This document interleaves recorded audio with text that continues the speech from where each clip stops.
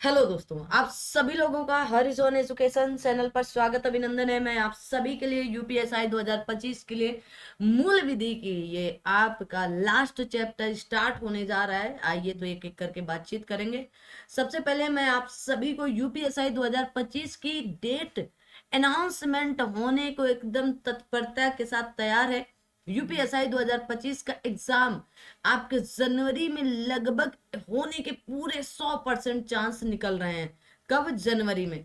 तो जनवरी के अकॉर्डिंग नहीं, आपको दिसंबर के अकॉर्डिंग तैयार होना है। आपको सब कुछ पढ़ करके रिवीजन कर करके रखना है। तो जैसे मैंने बताया, घटना चक्र की ये बुक और घटना चक्र की मौन मंत्र युक्त पुस्तक को मैंने ऑलरेडी करा दिया। ये आपका लास्ट चैप्टर इस बुक से भी होगा। पूरी की पूरी बुक पढ़ा दिया है भाई जी, है ना। अगर अब आप सफलता, मूल विधि, संविधान, जीएस हिंदी में 80 क्वेश्चनों में अगर आपके अब ना आ पाए तो फिर 80 नहीं लाना, 80 क्वेश्चन नहीं सही होते हैं। फिर भी आपके 75 बने रहे या 70 बने रहे ना, 35 क्वेश्चन सही कर लेंगे तब भी आपको अच्छा लगेगा। तो यूपीएसआई 2025 के लिए तैयार हो जाओ, कमर कस लीजिएगा, इनको रिवाइज कर लीजिएगा। आप अब एक बार तो ऐसे साधारणतया देख लो, दोबारा जब आप देखना स्पीड बढ़ाकर देख लो। करना तो पड़ेगा, है ना। और जिनको ये पीडीएफ चाहिए, हाँ बहुत से बच्चे देख नहीं पाते, जो पुराने वीडियो देख रहे हैं वहां पर कमेंट कर रहे हैं। इस नंबर पर आप सभी लोग मैसेज व्हाट्सएप कर देना, आपको पीडीएफ इसकी दे दी जाएगी, ठीक है ना। पीडीएफ ले लीजिएगा, और कहीं पर भी कोई भी फीस वगैरह नहीं देना है, ये फ्री है, ठीक है ना। फ्री है तो आप फ्री आप भी ले सकते हैं। तो ये है आपकी मूल विधि की लास्ट लास्ट चैप्टर। क्लास नहीं कर सकते क्योंकि लगभग लगभग इसमें जो लास्ट चैप्टर है काफी बड़ा है। हो सकता है 3 लेक्चर बन जाए, है ना, एक एक डेढ़ डेढ़ घंटे के। तो संविधान को पूर्णतया समाप्त कर दिया गया। तो पॉलिटी के लिए प्लेलिस्ट भी बनी है, तो आप जाकर के घटना चक्र की इस प्लेलिस्ट को जाकर के देखिएगा। आपके मौन मंत्र युक्त घटना चक्र की जो 2025 के लिए है वो भी बहुत इंपॉर्टेंट, वो देखिएगा। इसके बाद हम आपको पेपर कराएंगे जो 2021 में हुए थे, ठीक है ना। पूरे के पूरे जितने भी सेट हुए थे टोटल घटना चक्र की बुक से ही कराएंगे। तो आप सभी लोग उसके लिए भी तैयार रहिएगा, ठीक है। बहुत जल्द करा, बस इसके बाद तुरंत शुरू कर देंगे। तो आपको जीके जीएस और करंट अफेयर छोड़ करके बाकी सब कुछ वही हो रहता है। तो आप जरूर देखिएगा, उसको करने से आपको ये लाभ मिलेगा कि आप कितने पानी में, यकीन के साथ करना तो बहुत अच्छा लगेगा। आ जाओ भाई। अब कुछ लोग कहते हैं कर तो रहे हैं, प्रैक्टिस सेट भी कर रहे हैं, प्रैक्टिस सेट भी शुरू हो जाएगा आपका। तो प्रैक्टिस सेट कर रहे हैं तो सही नंबर नहीं आ रहा है, तो भाई आप पहले थ्योरी को रिवीजन करो अच्छे से। जितना बेहतरीन रिवीजन करोगे उतनी बेहतरीन आपकी धार चलने वाली है।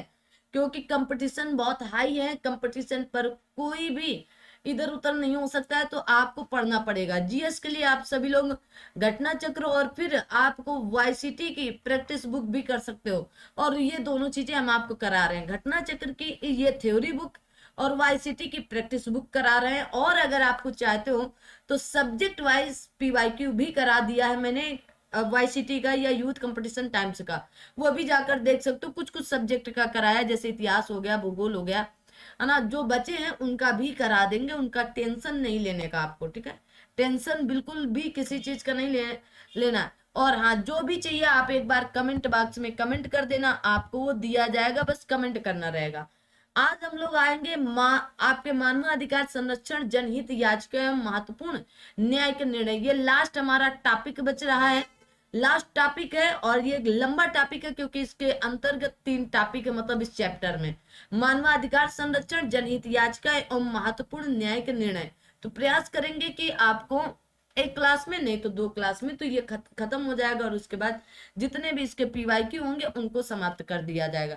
तो आइए शुरू करते हैं एक एक करके। और क्लास को ज्यादा से ज्यादा लाइक शेयर सब्सक्राइब कर देना है, सभी लोगों को भेज देना है, अपने दोस्त मित्रों तक सेशन को जरूर शेयर कर देना है, ये आपकी जिम्मेदारी होनी चाहिए, ठीक है। चलिएगा, तो आज हम लोग शुरू करेंगे। मानवाधिकार संरक्षण अधिनियम कब आता है? 1993 में आता है, ठीक है। आज इस अधिनियम का नाम मानवाधिकार संरक्षण अधिनियम 1993 है। भारत में मानवाधिकार संरक्षण अधिनियम को 8 जनवरी 1994 को अधिनियमित किया गया था और इसे 28 सितंबर 1993 से लागू किया गया था। इंपॉर्टेंट है। अधिनियम का विस्तार कितना है? तो संपूर्ण भारत में है। अधिनियम 28 सितंबर 1993 से लागू है। मानवाधिकार संरक्षण अधिनियम में 8 अध्याय तथा कुल 43 आपकी धाराएं। कितने? 8 अध्याय 43 धाराएं। मानवाधिकारों की कहा गया सार्वभौम घोषणा की भाषा सभी पुरुषों को समान बनाया गया है। कहा गया आपके एलेनोर रूजवेल्ट का पसंदीदा वाक्यांश है, ये सभी मनुष्यों को समान बनाया गया है में बदलने के लिए आपके हंसा मेहता जिम्मेदार थे। यूपीएसआई में पूछा जा चुका है, ठीक है, याद रखो। चलिए आगे आते हैं। अधिनियम के अधीन कुछ महत्वपूर्ण परिभाषाएं। कहा गया सशस्त्र बल। सशस्त्र बल से सेना, नौसेना, वायुसेना जानी जाती है तथा इसके अंतर्गत संघ का कोई अन्य सशस्त्र बल भी है। आगे कहा गया अध्यक्ष।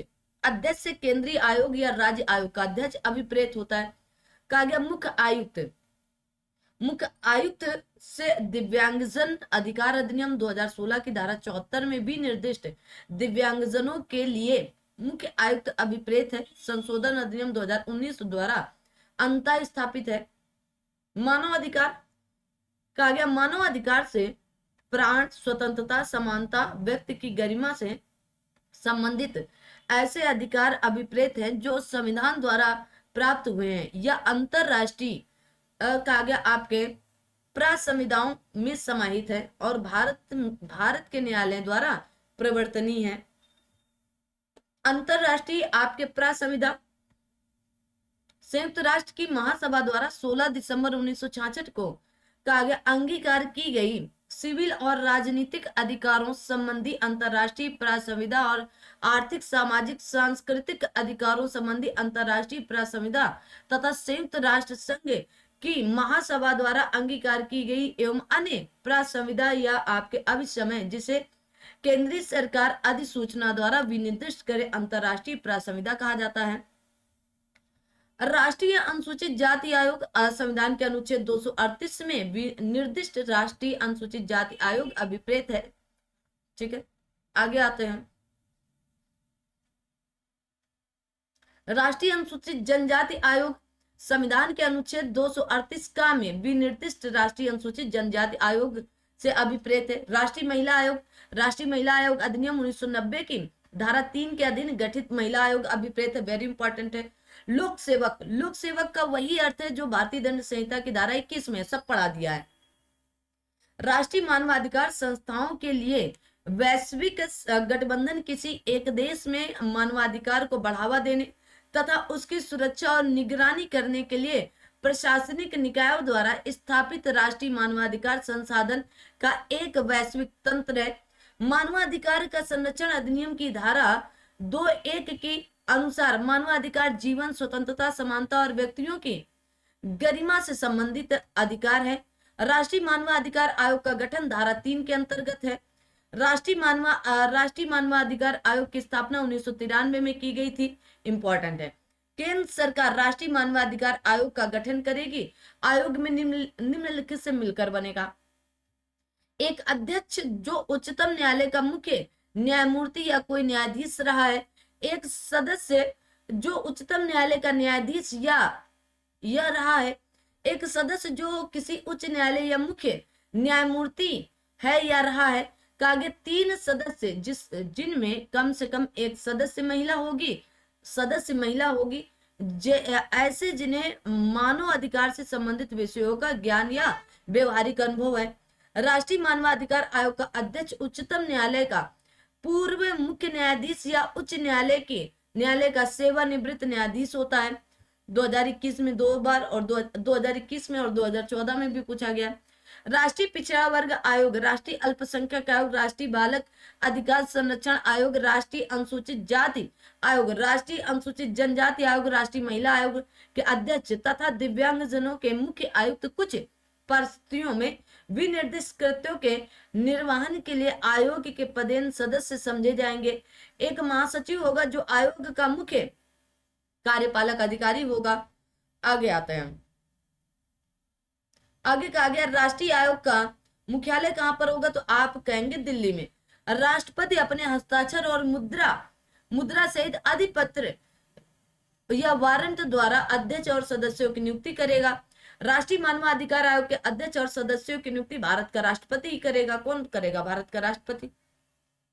उपयुक्त की गई ऐसी समिति की सिफारिश प्राप्त होने के पश्चात की जाएगी, जो निम्नलिखित से मिलकर बनेगी। धारा 4, प्रधानमंत्री अध्यक्ष होगा, लोक सेवा अध्यक्ष सदस्य होंगे।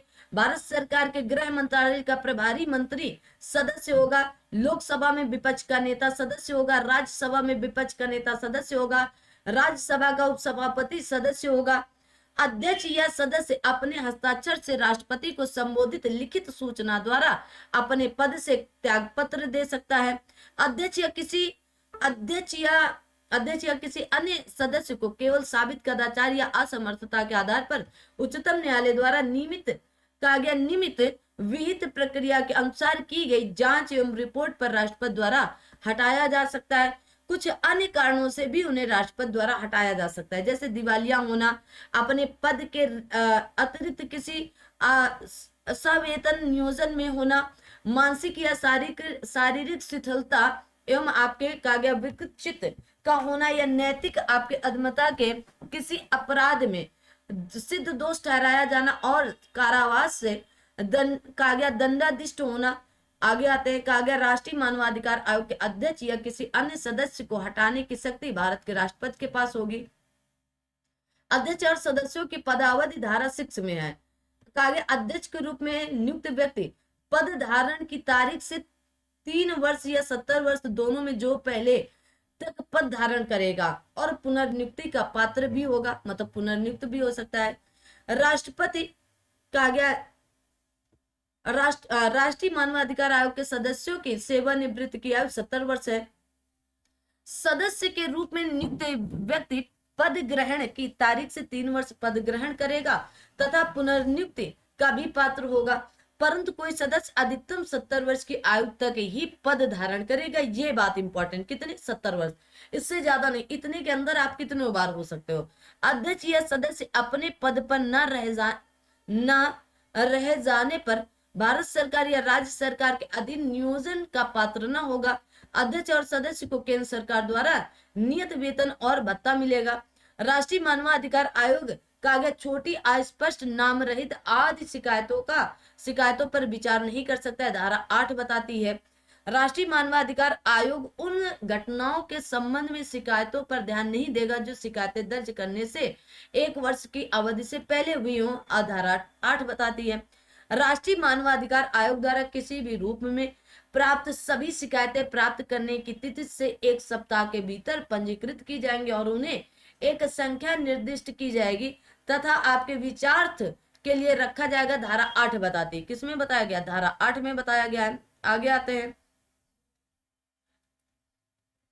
कहा गया राष्ट्रीय मानवाधिकार आयोग मानव अधिकार संरक्षण अधिनियम 1993 के तहत स्थापित एक सांविधिक निकाय है। राष्ट्रीय मानवाधिकार आयोग का मुख्यालय नई दिल्ली में है। राष्ट्रीय मानवाधिकार आयोग के प्रथम अध्यक्ष न्यायमूर्ति आपके रंगनाथ मिश्र जी थे। वेरी इंपॉर्टेंट है। राष्ट्रीय आयोग के कृत्य और शक्तियां कहा गया मानव अधिकार संरक्षण अधिनियम 1993 की धारा 12 के माध्यम से राष्ट्रीय मानवाधिकार आयोग को स्वतः संज्ञान लेने की शक्ति प्रदान की गई है। इंपॉर्टेंट है। आयोग के निम्नलिखित कृत्य या धारा 12 कहा गया आपके स्व प्रेरणा से या किसी पीड़ित व्यक्ति द्वारा या उच्च न्यायालय या उच्चतम न्यायालय के आदेश द्वारा उसके सामने प्रस्तुत की गई अर्जी पर मानव अधिकारों का किसी लोक सेवक द्वारा अतिक्रमण या आपके दुष्प्रेरण या उपेक्षा की शिकायत के बारे में जांच करेगा। किसी न्यायालय के समक्ष लंबित कार्यवाही में जिसमें मानव अधिकारों के अतिक्रमण का कथन है, उस न्यायालय की अनुमति से हस्तक्षेप करना होगा। किसी जेल या अन्य संस्था जहां व्यक्ति उपचार, सुधार या संरक्षण के प्रयोजनों के लिए निरुद्ध किया जाए, वहां के निवासियों के जीवन की परिस्थितियों का अध्ययन करने के लिए निरीक्षण करना और उन पर सरकार को सिफारिश करना होगा। इंपॉर्टेंट बात है। मानव अधिकारों के क्षेत्र में अनुसंधान करना और उनका संवर्धन करना, समाज के विभिन्न वर्गों के बीच मानव अधिकारों संबंधी जानकारी का प्रसार करना, मानव अधिकारों के संरक्षण के लिए उपलब्ध रक्षोपायों के प्रति जागरूकता का संवर्धन करना, कहा गया मानवाधिकार के क्षेत्र में कार्यरत गैर सरकारी संगठन और संस्थाओं के प्रयासों को उत्साहित करना। आयोग को किसी वाद का विचारण करते समय सिविल न्यायालय की सभी शक्तियां होंगी, जैसे साक्षियों को समन करना, हाजिर कराना तथा शपथ पर उनकी परीक्षा करना, किसी दस्तावेज को प्रकट और पेश करने की अपेक्षा करना। कहा गया शपथ पत्रों पर साक्ष्य ग्रहण करना, साक्ष्यों या दस्तावेज की परीक्षा के लिए कमीशन निकालना आदि है। राष्ट्रीय आयोग ऐसे भवन या स्थान में जहां जांच की विषय वस्तु से संबंधित कोई दस्तावेज पाया जा सकता है, प्रवेश कर सकेगा और उसे प्राप्त कर सकेगा। जांच से संबंधित अन्वेषण के लिए केंद्रीय सरकार या राज्य सरकार के किसी अधिकारी या अन्वेषण अभिकरण की सेवाओं का उपयोग कर सकेगा। आयोग यथास्थिति केंद्रीय सरकार और संबंधित राज्य सरकार को वार्षिक रिपोर्ट तथा विशेष रिपोर्ट प्रस्तुत करेगा। दंड प्रक्रिया संहिता की धारा 100 के तहत राष्ट्रीय मानवाधिकार आयोग के पास तलाशी और जब्ती की शक्ति होती, धारा 13 बताती है, 2021 में पूछी भी गई है। आगे आते हैं। अब आता है राज्य मानवाधिकार आयोग। धारा 21 के अनुसार राज्य मानवाधिकार आयोग का गठन राज्य सरकार करेगी, जो निम्नलिखित से मिलकर होगी। एक अध्यक्ष जो उच्च न्यायालय का मुख्य न्यायमूर्ति या न्यायाधीश रहा हो, एक सदस्य जो किसी उच्च न्यायालय या उस राज्य में जिला न्यायालय का न्यायाधीश अथवा रहा है या जिला न्यायाधीश के रूप में कम से कम 7 वर्ष का अनुभव हो। ठीक है। एक सदस्य जिन्हें मानव अधिकार से संबंधित विषयों का ज्ञान या व्यवहारिक अनुभव हो। ठीक है। एक सचिव जो राज्य आयोग का मुख्य कार्यपालक अधिकारी होगा। राज्य मानवाधिकार आयोग में 2 सदस्य हो सकते हैं, अध्यक्ष को छोड़ करके। राज्य मानवाधिकार आयोग का अध्यक्ष उच्च न्यायालय का सेवानिवृत्त मुख्य न्यायाधीश या न्यायाधीश होना चाहिए। राज्य आयोग का मुख्यालय ऐसे स्थान पर होगा जहां राज्य सरकार अधिसूचना द्वारा भी निर्दिष्ट करे। राज्यपाल अपने हस्ताक्षर और मुद्रा सहित अधिपत्र या वारंट द्वारा अध्यक्ष और सदस्यों को नियुक्त करेगा, परंतु यह नियुक्ति ऐसे समिति की सिफारिशें प्राप्त होने के पश्चात की जाएंगी, जो निम्नलिखित से मिलकर बनेंगी। मुख्यमंत्री अध्यक्ष कौन होगा? तो मुख्यमंत्री, विधानसभा का अध्यक्ष, सदस्य का आगे संबंधित राज्य के गृह विभाग का भार साधक मंत्री सदस्य, विधानसभा में विपक्ष का नेता सदस्य, इनसे मिलकर बनेंगे। आगे जिस राज्य में विधान परिषद है वहां उस परिषद का सभापति और परिषद में विपक्ष का नेता भी इस समिति के सदस्य होंगे। राज्य आयोग का अध्यक्ष या कोई सदस्य अपने हस्ताक्षर से लिखित में राज्यपाल को संबोधित कर त्याग पत्र दे सकता है। आयोग के अध्यक्ष या किसी सदस्य को केवल साबित कदाचार या असमर्थता के आधार पर उच्चतम न्यायालय की रिपोर्ट पर राष्ट्रपति द्वारा उसको पद से हटाया जा सकता है।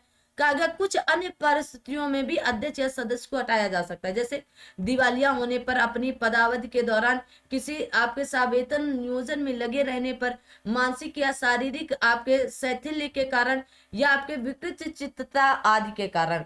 अध्यक्ष अपने पद ग्रहण की तारीख से 3 वर्ष की अवधि तक या 70 वर्ष की आयु तक इनमें जो भी पहले वो पद धारण करेगा। सदस्य अपने पद ग्रहण की तारीख से 3 वर्ष तक तथा आपके पुनर्नियुक्ति का पात्र होगा, परंतु 70 वर्ष की आयु के बाद पद धारण नहीं करेगा। अध्यक्ष या सदस्य अपने पद पर न रह जाने के बाद राज्य सरकार या भारत सरकार के अधीन किसी और नियोजन का पात्र नहीं होगा। अध्यक्ष और सदस्य को राज्य सरकार द्वारा नियत वेतन एवं भत्ता मिलेगा। राज्य आयोग राज्य सरकार को वार्षिक रिपोर्ट प्रस्तुत करेगा। राज्य मानवाधिकार आयोग के अध्यक्ष और सदस्यों की नियुक्ति राज्य का राज्यपाल धारा नंबर 22 के अंतर्गत करेगा। ठीक है, आगे आते हैं। सेशन को लाइक शेयर सब्सक्राइब आप करते चलना, बाकी जिम्मेदारी हमारी कोर्स कंप्लीट कराने की। जीएस और हिंदी। कहा गया राज्य मानवाधिकार आयोग का अध्यक्ष या किसी अन्य सदस्यों को हटाने का अधिकार भारत के राष्ट्रपति को प्राप्त। धारा 23 के अंतर्गत राज्य मानवाधिकार आयोग राज्य सरकार को एक वार्षिक प्रतिवेदन प्रस्तुत करेगा और वह इसे राज्य विधानसभा को अग्रेसित करेगा। धारा 28 के अंतर्गत। कहा गया मानव अधिकार न्यायालय। अब आता है मानव अधिकार न्यायालय। मानव अधिकारों के अतिक्रमण से कहा गया आपके उद्भूत होने वाले अपराधों का शीघ्र विचारण करने के लिए राज्य सरकार उच्च न्यायालय के मुख्य न्यायमूर्ति की सहमति से प्रत्येक जिले में मानव अधिकार न्यायालय का गठन करेगी। धारा 30 बताती है मानवाधिकार न्यायालय का गठन मानवाधिकार संरक्षण अधिनियम 1993 की धारा 30 के तहत किया जाता है। मानवाधिकार संरक्षण अधिनियम 1993 के तहत सत्र न्यायालय को मानवाधिकार न्यायालय के रूप में कार्य करने के लिए नामित किया गया। धारा 30 बताती है पहले से किसी सेशन न्यायालय को मानवाधिकार न्यायालय बनाया गया हो। राज्य सरकार प्रत्येक मानवाधिकार न्यायालय में एक लोक अभियोजक नियुक्त करेगी। इंपॉर्टेंट है, ऐसा वक्ता जो 7 वर्ष तक विधि व्यवसाय किए हैं लोक अभियोजक नियुक्त हो सकते हैं। अब आता है इसका प्रकीर्ण या विविध या मिसलेनियस। कहा गया मानवाधिकार संरक्षण अधिनियम 1993 की धारा 37 के तहत विशेष जांच एजेंसी के गठन का प्रावधान किया जाता है या किया गया। केंद्रीय सरकार संसद में सम्यक विनियोग के पश्चात राष्ट्रीय मानवाधिकार आयोग के लिए अनुदान प्रदान कर सकती है। राज्य सरकार विधानमंडल में सम्यक विनियोग के पश्चात राज्य मानवाधिकार आयोग को अनुदान प्रदान कर सकती है। राष्ट्रीय आयोग या राज्य आयोग उस तारीख से जिसको मानव अधिकारों का अतिक्रमण गठित हुआ 1 वर्ष के समाप्ति के पश्चात किसी विषय की जांच नहीं करेगा। धारा 40 के अंतर्गत केंद्रीय सरकार राष्ट्रीय मानवाधिकार अधिकार के लिए नियम बना सकती है, जैसे अध्यक्ष और सदस्यों के वेतन भत्ते, प्रशासनिक वैज्ञानिक प्रबंध आदि के लिए। धारा 40 के अंतर्गत बना नियम कुछ परिस्थितियों में भूत लक्ष्य हो सकता है। धारा 41 के अधीन राज्य सरकार राज्य मानवाधिकार आयोग के लिए नियम बना सकती है। इंपॉर्टेंट है। अब आता है मानव अधिकार संरक्षण संशोधन विधेयक 2019। 19 जुलाई 2019 को मानव अधिकार संरक्षण संशोधन विधेयक 2019 लोकसभा में पारित हुआ था। राज्यसभा ने 22 जुलाई 2019 को विधेयक को पारित किया। उल्लेखनीय कि यह विधेयक मानव अधिकार संरक्षण अधिनियम 1993 में संशोधन प्रस्तावित करता है। यह विधेयक निम्नलिखित प्रमुख उपबंध आपके प्रावधानित करता है। तो कौन कौन से आइए देखते हैं। पहला कहा गया यह विधेयक भारत के मुख्य न्यायाधीश अथवा किसी ऐसे व्यक्ति जो उच्चतम न्यायालय या न्यायाधीश रहा है को भी राष्ट्रपति मानवाधिकार आयोग के अध्यक्ष के रूप में नियुक्त किए जा सकने हेतु पात्र बनाता है। आगे आते हैं। कहा गया आयोग के सदस्यों सिविल सोसाइटी की संख्या को 2 से बढ़ाकर 3 किया जा सकेगा, जिनमें एक महिला होगी। कहा गया विधेयक के तहत राष्ट्रीय पिछड़ा वर्ग आयोग के अध्यक्ष, राष्ट्रीय बाल अधिकार संरक्षण आयोग के अध्यक्ष और दिव्यांग जनों संबंधी मुख्य आयुक्त को आयोग के सदस्य के रूप में सम्मिलित किया जा सकेगा। कहा गया किसी राज्य के मुख्य न्यायाधीश अथवा किसी ऐसे व्यक्ति जो उच्च न्यायालय या न्यायाधीश रहा है को राज्य मानव अधिकार आयोग के अध्यक्ष के रूप में नियुक्त किए जा सकने हेतु पात्र बनाता है।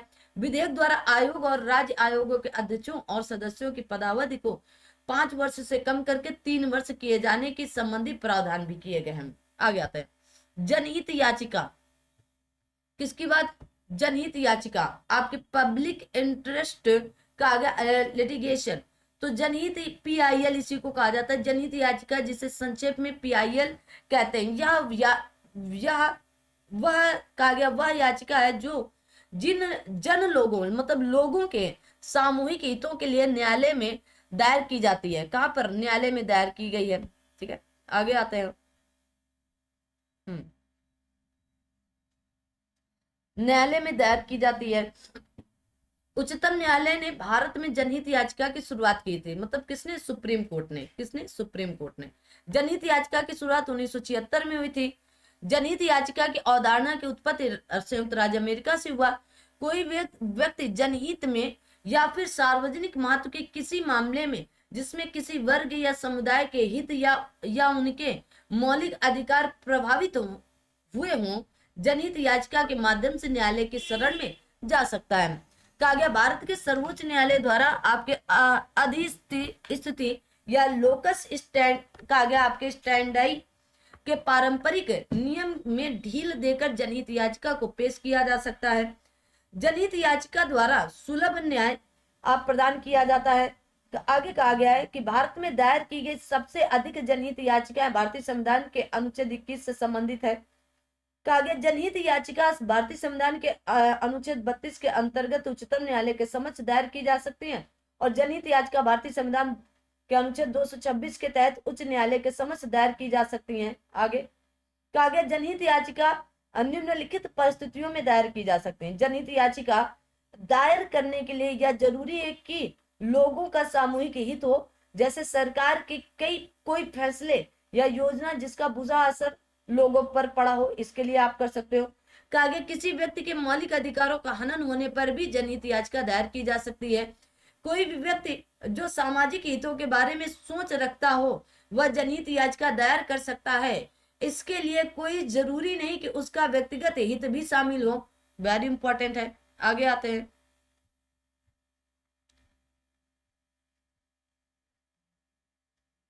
चलिए सभी लोग सेशन को लाइक शेयर सब्सक्राइब भी करेंगे। तो आगे जनहित याचिका केंद्र सरकार, राज्य सरकार, नगर पालिका परिषद और किसी भी सरकारी विभाग के विरुद्ध दायर की जा सकती है। जनहित याचिका राज्य, केंद्र या नगर निगम के अधिकारों के खिलाफ दायर की जा सकती है। आगे यह याचिका किसी निजी पक्ष के विरुद्ध दायर नहीं की जा सकती, इंपॉर्टेंट है।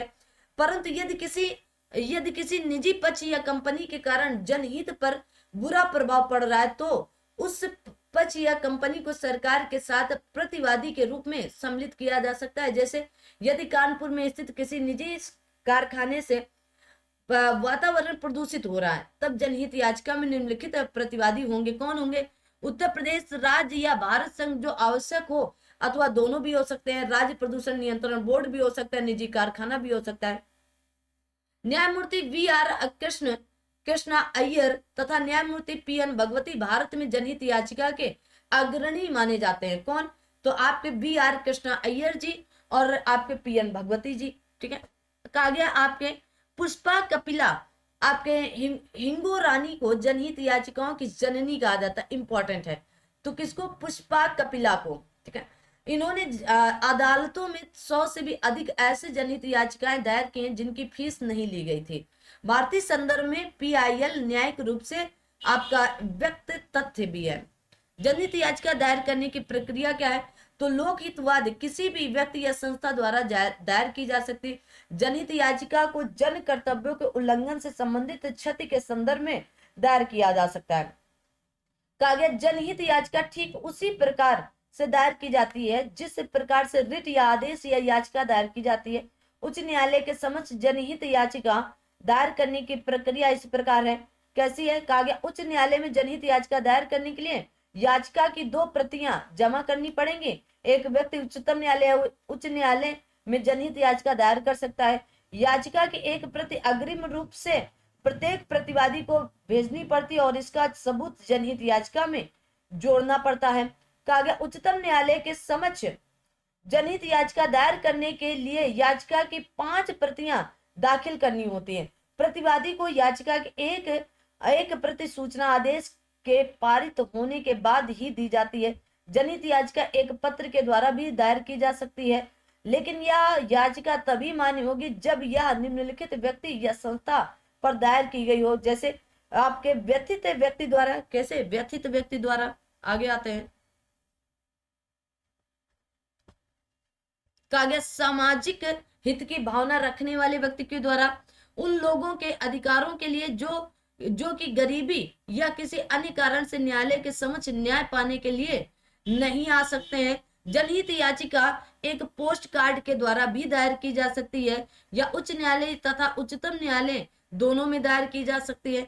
जनहित याचिका में न्याय का प्रारूप मुख्य रूप से 2 प्रकार का होता है। सुनवाई के दौरान दिए गए आदेश, इनमें प्रतिकर औद्योगिक संस्था को बंद करने के आदेश, कैदी को जमानत पर छोड़ने के आदेश आदि होते हैं।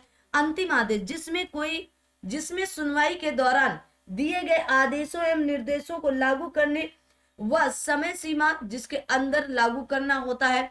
जनहित याचिका के लिए एक वकील होना जरूरी है। क्या? एक जनहित याचिका के लिए वकील होना जरूरी है। राष्ट्रीय, राज्य या जिला विधिक सेवा प्राधिकरण के अंतर्गत सरकार के द्वारा वकील की सेवाएं प्रदान कराए जाने का प्रावधान भी है। यदि कोई पत्र याचिका जनहित याचिका के रूप में दायर की जाती तो इसके लिए आपके रजिस्ट्रार द्वारा आदेश पारित होना चाहिए। ठीक है। आगे आते हैं। निम्नलिखित निम्नलिखित परिस्थितियों में भी जनहित याचिका दायर की जा सकती है, जैसे जब गरीबों के मानव अधिकारों का हनन हो रहा हो, जब कोई सरकारी अधिकारी अपने कर्तव्यों एवं दायित्वों की पूर्ति न कर रहा हो, जब धार्मिक अथवा संविधान में दिए गए मौलिक अधिकारों का हनन हो रहा हो, जब कोई कारखाना या औद्योगिक संस्थान वातावरण को प्रदूषित कर रहा हो, जब सड़क पर रोशनी की व्यवस्था न हो जिससे आने जाने वाले व्यक्तियों को परेशानी हो, जब किसी रात में ऊंची आवाज में गाने बजाने के कारण ध्वनि प्रदूषण हो रहा हो, ठीक है, जहां निर्माण करने वाली कंपनी पेड़ों को काट रही हो और वातावरण प्रदूषित कर रहा हो, वहां पर भी जब राज्य सरकार की अधिक कर लगाने की योजना से गरीब लोगों के जीवन पर बुरा प्रभाव पड़ रहा हो, जेल अधिकारियों के खिलाफ जेल सुधार के लिए, बाल श्रम एवं बंधुआ मजदूरी के खिलाफ भी, लैंगिक शोषण से महिलाओं के बचाव के लिए भी, उच्च स्तरीय राजनीतिक भ्रष्टाचार एवं अपराध रोकने के लिए भी, सड़क एवं कागज नालियों के रख रखाव के लिए भी, कागज व्यस्त सड़कों में विज्ञापन के बोर्ड हटाने के लिए जिससे यातायात में कठिनाई हो। एक बार जनहित याचिका दायर की गई और उस पर सुनवाई हुई तो फिर उसे वापस लेने की अनुमति नहीं दी जा सकती है। जनहित याचिका कागजाइयां भारतीय कानून में सार्वजनिक हित की रक्षा के लिए मुकदमे का प्रावधान है। न्यायिक सक्रियता और जनहित याचिका का विस्तार बहुत हद तक समानांतर है। कैसा है? आप कहेंगे अरे भाई समानांतर, ठीक है। आ दो सभी लोग सेशन को लाइक शेयर सब्सक्राइब कर, समानांतर के रूप से हुआ है। जनहित याचिका के मध्यम वर्ग से सामान्यतः स्वागत और समर्थन है। कागज जनहित याचिका भारतीय संविधान या किसी अन्य कानून में परिभाषित नहीं है या उच्चतम न्यायालय की संवैधानिक व्याख्या से व्युत्पन्न है। किसी प्रकार की जनहित याचिकाओं का विचार अमेरिका में जन्मा है और इसे सामाजिक कार्यवाही याचिका कहते हैं। क्या कहते हैं? सामाजिक कार्यवाही याचिका कहते हैं। कहा गया है कि यह न्यायपालिका का आविष्कार तथा न्यायाधीशों द्वारा निर्मित विधि है। भारत में जनहित याचिका पीएन भगवती ने आरंभ की थी। किसने? पीएन भगवती ने। इंपॉर्टेंट है। जनहित याचिका का लक्ष्य तीव्र तथा सस्ता न्याय एक आम आदमी को दिलवाना तथा कार्यपालिका एवं विधायिका को उनके संवैधानिक कार्य करवाने हेतु किया जाता है। ये समूह हित में काम आती हैं, ना कि व्यक्ति हित में काम आती हैं। यदि जनहित याचिका का दुरुपयोग किया जाए तो याचिकाकर्ता पर जुर्माना तक किया जा सकता है। जनहित याचिका को कागज स्वीकारना या अस्वीकारना न्यायालय के विवेक पर निर्भर करता है। जनहित याचिकाओं की स्वीकृति हेतु उच्चतम न्यायालय ने कुछ नियम बनाए। क्या बनाए? कुछ नियम बनाए। लोकहित से प्रेरित कोई भी व्यक्ति या संगठन उन्हें दायर कर सकता है। न्यायालय को दिया गया आपके पोस्ट कार्ड भी रिट याचिका मानकर इसे जारी की जा सकती है। न्यायालय को अधिकार होगा कि वह इस याचिका हेतु सामान्य न्यायालय शुल्क भी माफ कर दे। ये राज्य के साथ ही निजी संस्थान के विरुद्ध भी दायर की जा सकती हैं। कागज जनहित याचिका दायर करने वाले व्यक्ति के लिए अपनी रुचि दिखाना आवश्यक नहीं है। जनहित याचिका से क्या लाभ हो सकते हैं? जनहित याचिका कागज इस याचिका से जनता में स्वयं के अधिकारों तथा न्यायपालिका की भूमिका के बारे में चेतना बढ़ती है। यह मौलिक अधिकारों के क्षेत्र को बृहद बनाती है। इसमें व्यक्ति को कई नए अधिकार मिल जाते हैं। कागज यह कार्यपालिका तथा विधायिका को उनके संवैधानिक कर्तव्य करने के लिए बाध्य करती है। यह भ्रष्टाचार मुक्त प्रशासन की आपकी सुनिश्चितता करती है। कागज आपके एसपी गुप्ता बनाम भारत संघ न्यायमूर्ति पीएन भगवती ने प्रतिपादित किया कि यदि कोई व्यक्ति या समाज का वर्ग जिसको क्षति पहुंचाई गई है या विविध अधिकारों का अतिक्रमण हुआ है अपनी निर्धनता के कारण न्यायालय जाने में असमर्थ है तो उसकी तरफ से कोई अन्य व्यक्ति न्यायालय में आवेदन दे सकता है। यहाँ तक कि उच्चतम न्यायालय में पत्र लिख कर भी उपचार की मांग कर सकता है। न्यायमूर्ति भगवती ने आगे यह भी कहा कि न्यायालय की इस उदारता का अनुचित लाभ नहीं उठाया जा सकता है। कागज दुर्भावना या आपके राजनीतिक उद्देश्य से यह याचिका का लाभ नहीं लिया जा सकता। Very good. आगे आता है कागज भारत में जनहित याचिका के विकास के कारण क्या क्या हो सकते हैं। आइए देखते हैं।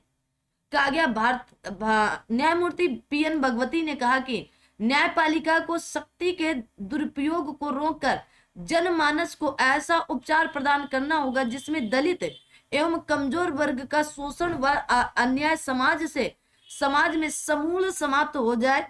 चाहे इस उद्देश्य की प्राप्ति के लिए सक्रिय न्यायपालिका को कहा गया प्रक्रियात्मक आविष्कार क्यों न करना पड़े। उपयुक्त विचारधारा को प्रबल बनाने के लिए तथा न्याय की महत्ता को बनाए रखने के लिए जनहित याचिका का विकास हुआ है। क्या है? जनहित याचिका का विकास हुआ है। आगे आते हैं।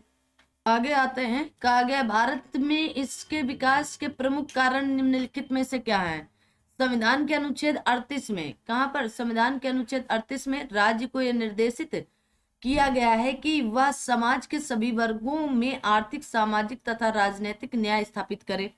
न्याय की कहा गया आपके प्रक्रियात्मक जटिलताओं के कारण कोई न्याय से वंचित न रह जाए। संविधान के अनुच्छेद 39A में यह निहित किया गया है कि समाज के गरीब वर्ग को निःशुल्क विधिक सहायता उपलब्ध कराई जाए। जनहित में लोगों के हितों की रक्षा की जाए। जहां अधिकार वहां उपचार को विस्तृत रूप में प्रयोग लाना हो, न्याय को व्यवहारिक बनाना हो, प्रशासनिक कार्यों के विरुद्ध मानवीय अधिकारों को मान्यता देना हो। अब आता है जनहित याचिका का उद्भव उद्देश्य क्या है। 1960 के दशक कहा गया यूनाइटेड स्टेट ऑफ अमेरिका या यूएसए में जनहित याचिका का वकीलों की गतिविधियों से काफी विस्तार हो गया है। भारत में जनहित याचिका की शुरुआत आपके न्यायिक पहल द्वारा की गई। इस याचिका के द्वारा वकील कमजोर, पिछड़े एवं आपके उपेक्षित लोगों के मुद्दों को न्याय व्यवस्था के समक्ष रखते थे।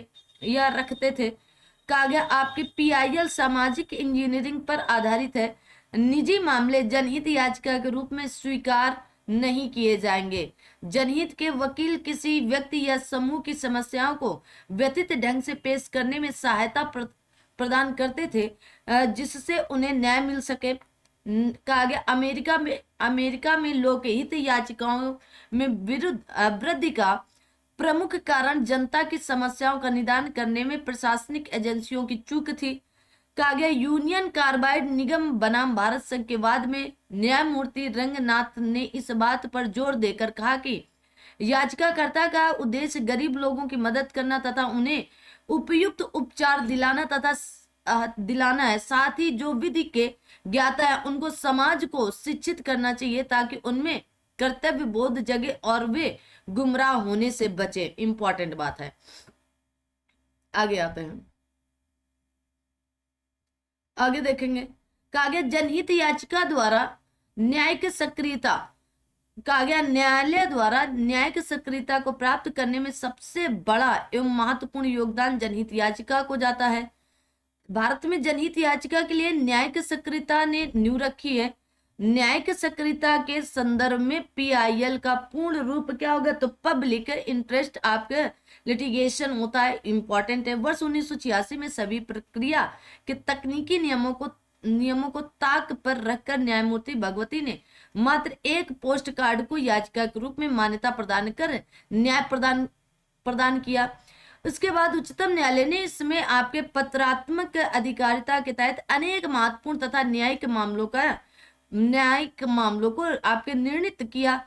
MC मेहता बनाम भारत संघ के वाद में निर्धारित किया गया कि कोई भी निर्धन व्यक्ति उच्चतम न्यायालय के किसी न्यायाधीश को पत्र लिख सकता है, केवल उस न्यायमूर्ति के नाम जो उसके राज्य से आया हो। पत्र के साथ शपथ का होना आवश्यक नहीं है।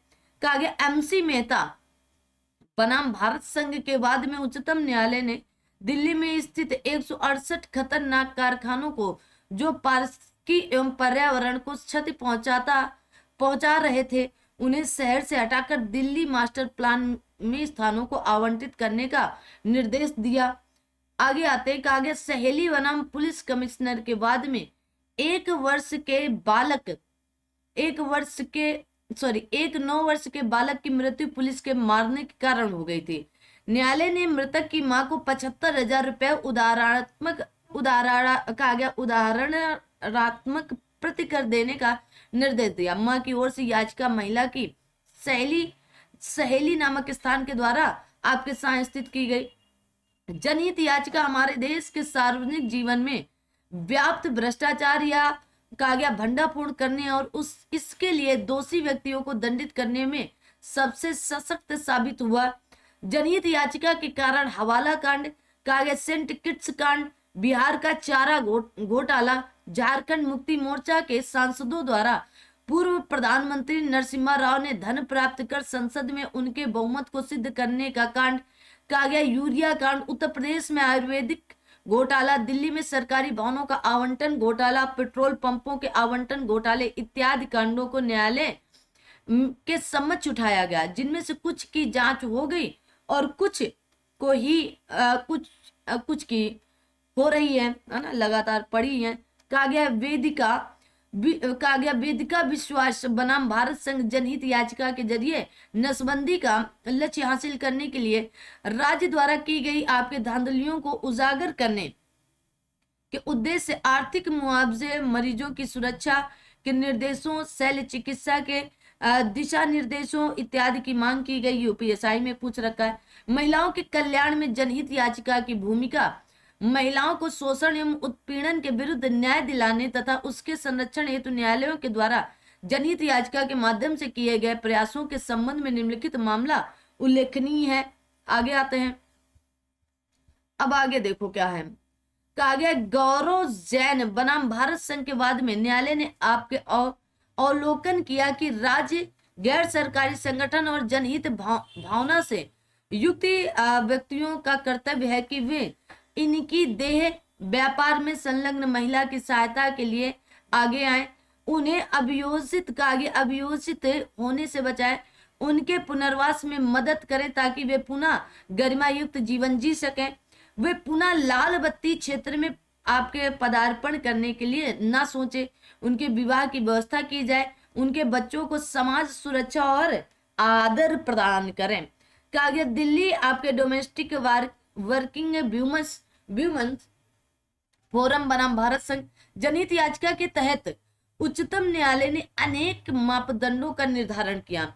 मामले के प्रारंभ से अंत तक पीड़ित महिला की पहचान पूर्णतया गोपनीय रखी जाएगी।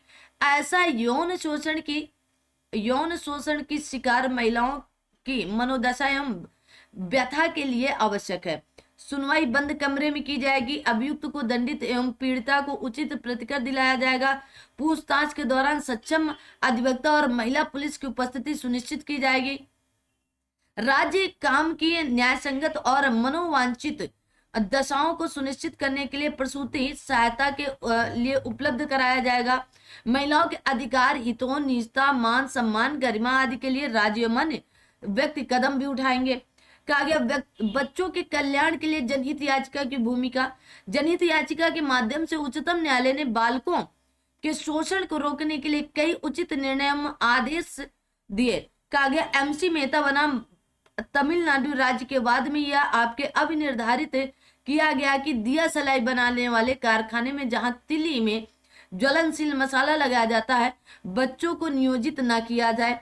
परमानंद कटारा बनाम भारत संघ के बाद में उच्चतम न्यायालय ने स्पष्ट शब्दों में कहा कि प्रत्येक रोगी, चाहे वह पुरुष हो या स्त्री, जवान हो या बूढ़ा, बच्चा हो, तुरंत चिकित्सीय सुविधा मिलनी चाहिए। कहा गया शीला आपके बारसे बनाम भारत संघ के वाद में निर्णित हुआ कि 16 वर्ष से कम आयु के बच्चों को जेल में न रखा जाए। अन्य कई जनहित याचिकाओं में न्यायालय ने निम्न निर्णय दिया। सड़क पर भीख मांगने वाले बच्चों को वहां से हटाया जाए एवं उनकी सुरक्षा की जाए। बच्चों को काम के अनुसार मजदूरी दी जाए। बच्चों के लिए लिंग संबंध शोषण को रोका जाए। जनहित याचिका की आलोचना। कहा गया यह याचिका सामान्य न्याय के संचालन में बाधा डालती है। इनके दुरुपयोग की प्रवृत्ति, कहा गया प्रवृत्ति परवान पर है, अतः उच्चतम न्यायालय ने स्वयं कुछ बंधन इसके प्रयोग पर लगाए। इंपॉर्टेंट बात है। आगे आते हैं। अब आगे देखेंगे और सेशन को लाइक शेयर सब्सक्राइब भी कर देना। आगे आता है महत्वपूर्ण न्यायिक निर्णय। किसकी बात की गई? महत्वपूर्ण न्यायिक निर्णय। गिरफ्तारी के संबंध में सबसे पहले निर्णय आते हैं। तो कहा गया डीके बसु बनाम भारत बनाम स्टेट ऑफ वेस्ट बंगाल के वाद में सर्वोच्च न्यायालय ने आपके अभिनिर्धारित किया है कि गिरफ्तारी करने वाले या जांच करने वाले पुलिस अधिकारी का सही पदनाम प्रकट या स्पष्ट होना चाहिए। इस अधिकार के बारे में गिरफ्तार व्यक्ति की जानकारी होना चाहिए कि उसकी गिरफ्तारी की सूचना यथाशीघ्र किसी को दी गई है। गिरफ्तार व्यक्ति को यह अधिकार होगा कि उसके मित्र संबंधी या किसी अन्य व्यक्ति उसको यह जानता हो कि सूचना दी जाए। कहा गया आपके कुलजीत सिंह बनाम सर्किल इंस्पेक्टर आप पुलिस के वाद में न्यायालय में निर्धारित किया गया कि किसी भी व्यक्ति को गिरफ्तार से 24 घंटे के अंदर न्यायालय के समक्ष पेश किया जाना चाहिए। विहित कहा गया अवधि से अधिक समय तक किसी व्यक्ति को निरोध में नहीं रखा जा सकता है। कहा गया आपके डायरेक्टर ऑफ कहा गया इम्पोर्समेंट बनाम दीपक महाजन वाद में उच्चतम न्यायालय ने आपके अभिनिर्धारित किया कि गिरफ्तार केवल पुलिस या मजिस्ट्रेट द्वारा ही नहीं बल्कि कुछ दशाओं में अन्य व्यक्तियों द्वारा भी की जा सकती है। गिरफ्तारी के बाद किसी सक्षम मजिस्ट्रेट के समक्ष गिरफ्तार व्यक्ति को 24 घंटे में लाना आवश्यक होगा। कहा गया शौकीन बनाम स्टेट ऑफ यूपी के वाद में न्यायालय ने क्या अभिनिर्धारित किया, यदि अभियुक्त 7 वर्ष तक के कारावास से दंडनीय अपराध में शामिल पाया जाता है तो सामान्य आमतौर पर उसे गिरफ्तार नहीं किया जाना चाहिए। यदि वह 7 वर्ष तक के कारावास से दंडनीय अपराध में संलिप्त अभियुक्त की गिरफ्तारी आवश्यक है तो उसके लिए केस डायरी में विनिर्दिष्ट कारण अभिलिखित किए जाने चाहिए। रसिक लाल बनाम किशोर कहा गया आपके खान चंद वादवानी वाद में उच्चतम न्यायालय ने अभिनिर्धारित किया कि जमानत पर छोड़े गए व्यक्ति की पुनः गिरफ्तारी को रोकने का कोई प्रावधान नहीं है। किसी जमानत को निरस्त करते समय कहा गया परिवादी को नोटिस देना आवश्यक नहीं है। इंपॉर्टेंट है, जमानत को निरस्त करते समय परिवादी को सुनना भी आवश्यक नहीं है। आरोप से संबंधित निर्णय कहा गया शांति बनाम स्टेट के वाद में उच्चतम न्यायालय ने निर्धारित किया कि दहेज मृत्यु के निम्नलिखित आवश्यक तथ्य है। एक विवाहित महिला की मृत्यु हो, ऐसी मृत्यु सामान्य मृत्यु से भिन्न अर्थात जलने या शारीरिक क्षति द्वारा या अन्यथा कारणों से हुई हो, ऐसी मृत्यु महिला के विवाह के 7 वर्ष के भीतर हुई हो। ठीक है, आगे आते हैं।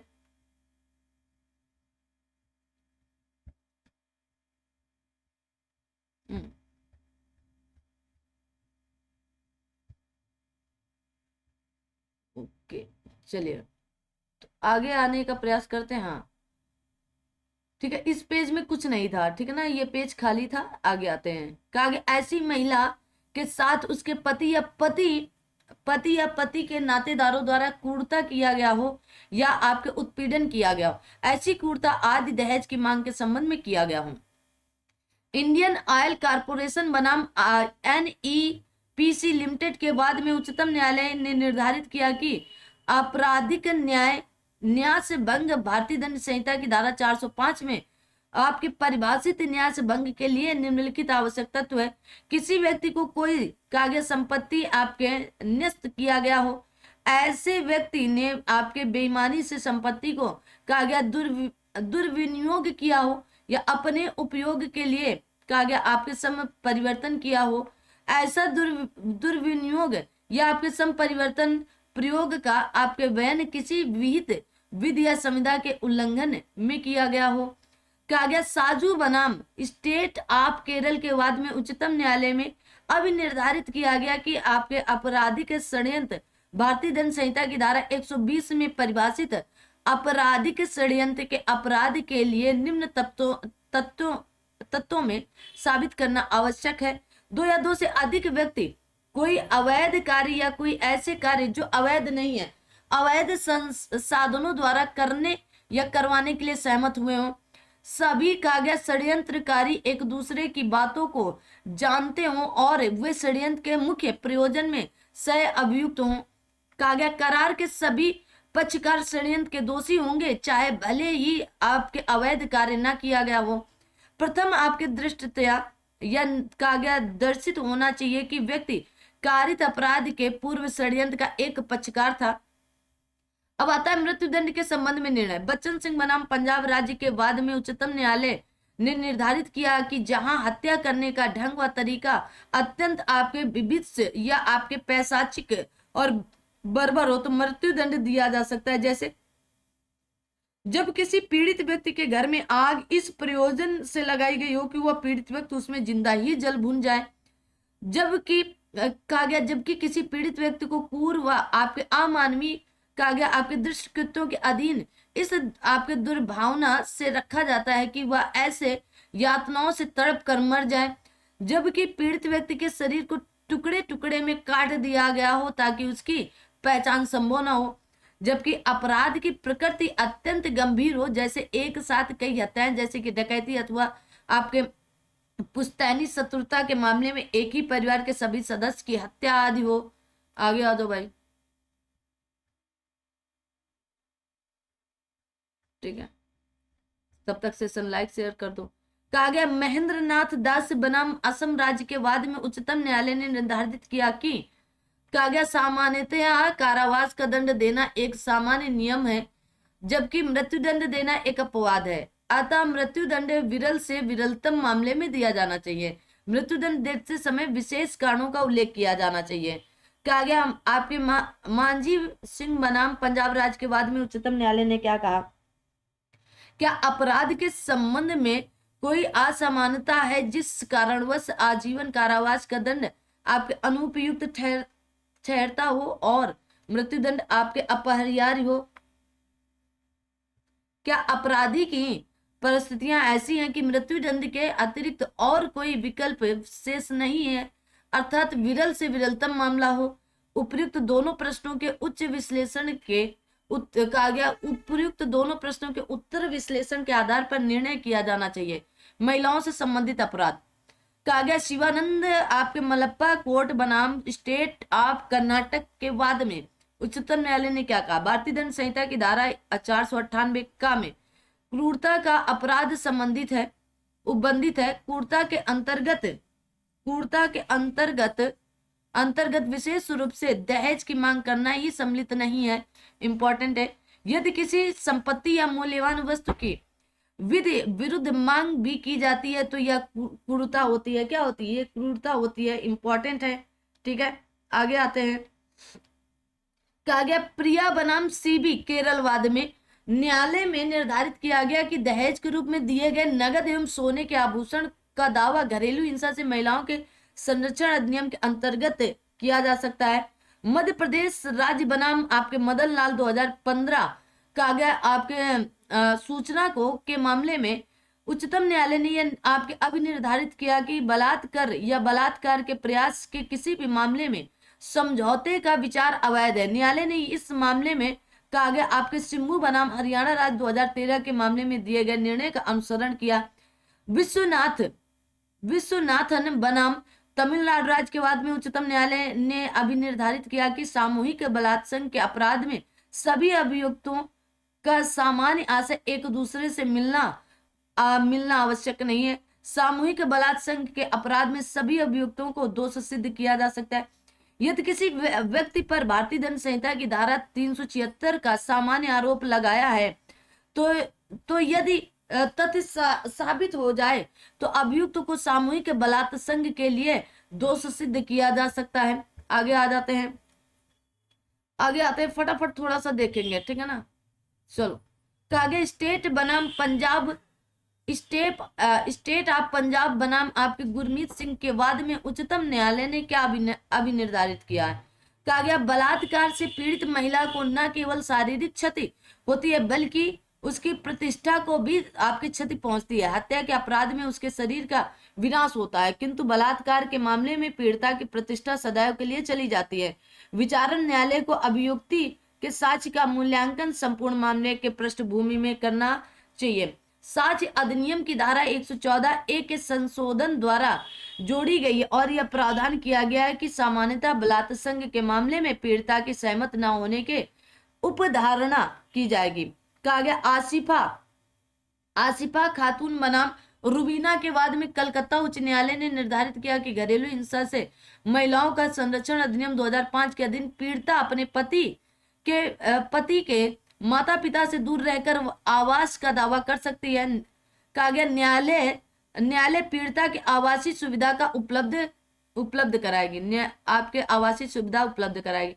कहा गया सरला आपके मुदगल बनाम भारत संघ 1995 सूचना के मामले में उच्चतम न्यायालय ने अभी निर्धारित किया कि इस्लाम धर्म में परिवर्तन होने के बाद एक हिंदू व्यक्ति की दूसरी शादी अमान्य होगी यदि पहली शादी भंग नहीं हुई है। ठीक है, तो इंपॉर्टेंट चीज है, तो ये भी याद करके रखना है आपको। आगे आते हैं। आगे कहा गया महिलाओं का कार्यस्थल पर यौन शोषण। किसकी बात? महिलाओं के कार्यस्थल पर यौन शोषण। ठीक है, कहा गया महिलाओं का कार्यस्थल पर यौन शोषण। ठीक है ना, देखते हैं, चलिएगा, आप सभी लोग भी देखिएगा। ठीक है, आओ जो भाई। आगे आते हैं। कहा गया डीएस आपके ग्रेवाल बनाम आपके बिम्मी जोशी के वाद में कहा गया है कि उच्चतम न्यायालय ने निर्धारित किया कि किसी महिला कर्मचारी को विषय जनित पत्र भेजना, उससे प्रेम प्रकट करना, उसकी खूबसूरती तथा कुशलता की प्रशंसा करना तथा उससे अनचाही मदद प्रकट करना यौन शोषण की श्रेणी में आता है। सबसे पहले तो ये याद रखना है कि यौन शोषण की श्रेणी में आता क्या क्या है। ठीक है ना, अरे भाई कितना भागेगा। ठीक है, आगे आते हैं।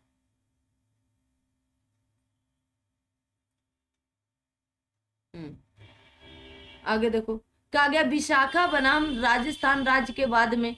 कहां पर? विशाखा बनाम राजस्थान राज्य के वाद में। ठीक है, आगे कहा गया उच्चतम न्यायालय ने अभी निर्धारित किया कि महिलाओं का कार्यस्थल पर यौन शोषण तो कोई व्यापार उपजीविका या पेशा करने का मूल अधिकार कामकाज के असुरक्षित वातावरण पर निर्भर करता है। कहा गया विधायिका और कार्यपालिका का यह दायित्व है कि ऐसी सुरक्षा और गरिमा को सुनिश्चित करने और इसके प्रवर्तन के लिए तंत्र का निर्माण करे। जब किसी श्रमजीवी महिलाओं के विरुद्ध कार्यस्थल पर होने वाले यौन उत्पीड़न को रोकने के लिए विधि का निर्माण नहीं कर दिया जाता, तब तक का मार्गदर्शक सिद्धांत काम करेगा अनुच्छेद 32 के तहत। किसके? अनुच्छेद 32 के तहत मूल अधिकार के प्रवर्तन के लिए तथा अनुच्छेद 141 के अंतर्गत उच्चतम न्यायालय द्वारा घोषित विधि के रूप में आपके अनुपालनीय है। ये दिशा निर्देश निम्नलिखित है। कौन कौन से? आइए देखते हैं इधर।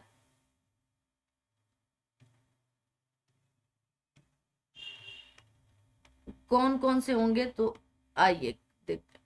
जैसे क्या कहा गया सभी नियोक्ताओं या अन्य आपके दायित्वाधीन व्यक्ति जो कार्यस्थल के प्रभारी हैं उनका यह दायित्व होगा कि वे महिलाओं का यौन उत्पीड़न रोकने के लिए समुचित कदम उठाएं।